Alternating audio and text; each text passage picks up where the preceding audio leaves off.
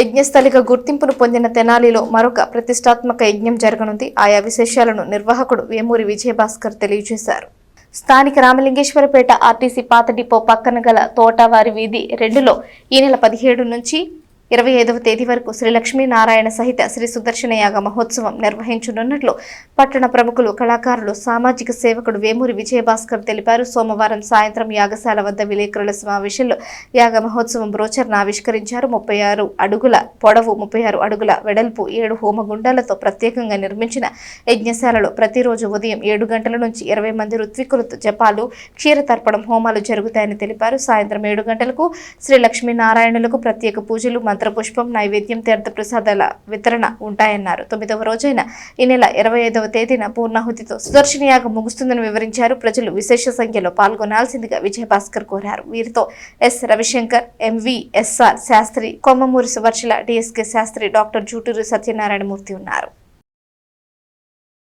శ్రీ లక్ష్మీనారాయణ సహిత సుదర్శన యాగం చేయాలని చెప్పి సంకల్పించాము. వైఖానస ఆగమ శాస్త్ర ప్రకారం నవాన్నిక అంటే 9 రోజుల దీక్షతో ఈ యాగం చేయాలని చెప్పి సంకల్పం. తెనాలి ప్రాంత భక్తులు, పరిసర ప్రాంత భక్తులు అందరూ కూడా ఈ అవకాశం ఎప్పుడూ రాదు. తెనాలి చరిత్రలో ఇంత పెద్ద యజ్ఞశాల కట్టడం అనేటువంటిదే విశేషం. ఆంధ్రప్రదేశ్లో ఇంతవరకు ఎవరు కట్టల 36 యజ్ఞశాల.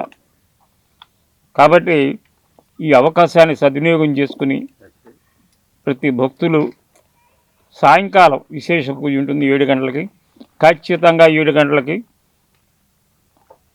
మంత్రపుష్పం, హారతులు, ప్రసాద వినియోగం.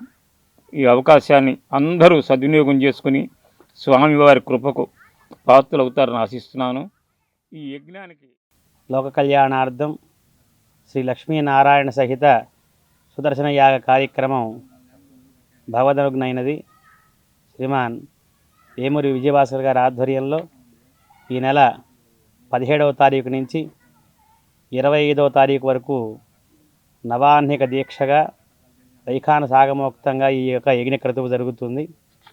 విశేషంగా 7 హోమగుండాలతో స్వామివారి యొక్క యజ్ఞ కార్యక్రమం ఉదయం 7 గంటలకు ప్రారంభమై స్వామివారి శ్రీ లక్ష్మీనారాయణ స్వామి, సుదర్శన స్వామివారి యొక్క విశేష జపం, దశాంశ తర్పణం, తద్దశాంశ యజ్ఞ కార్యక్రమం నిత్యం కూడా జరుగుతూ ఉంటుంది. ఉదయం 7 గంటల నుంచి సాయంత్రం 7 గంటల వరకు జరిగేటువంటి యజ్ఞ కార్యక్రమాన్ని సాయంత్రం 7 గంటలకి స్వామివారికి నైవేద్యం, హారతితో సంపూర్ణం చేయబడుతుంది.